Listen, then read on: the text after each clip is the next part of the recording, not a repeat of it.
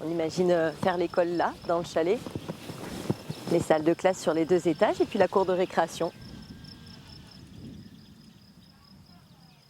On aura l'espace pour mettre le potager, les ruches, le poulailler. Et puis là-haut, on aura deux beaux espaces pour accueillir les enfants.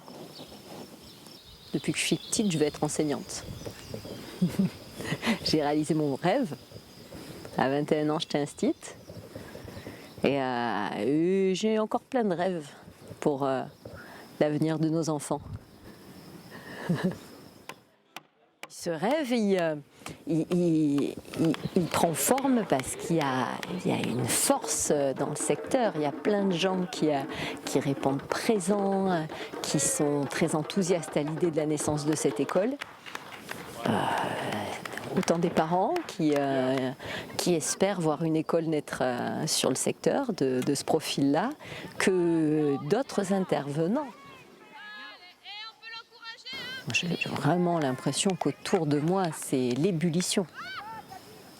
Ça me donne des ailes.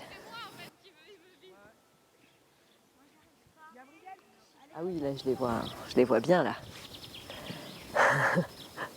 Tu les vois, toi? Il y aura dans cette école des enfants du CP à la 3e, au collège. Voilà. On imagine des groupes d'une quinzaine maximum, enfin, petits groupes, pour pouvoir travailler correctement avec chacun. Et surtout, tous les après-midi, des projets concrets. Voilà, de l'apiculture, du jardinage, des sorties en classe transplantée, du sport, voilà, sans avoir 15 formulaires à remplir en différentes versions. Et voilà. Puis avoir beaucoup de temps.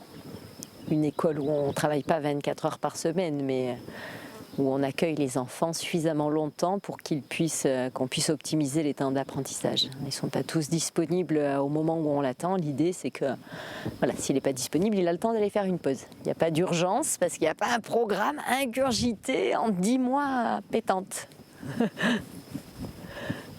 Il faut juste que, pour les générations futures, on essaye de changer ça. Que tout le monde accepte tout le monde tel qu'il est et qu'il y ait plus de souplesse et de liberté.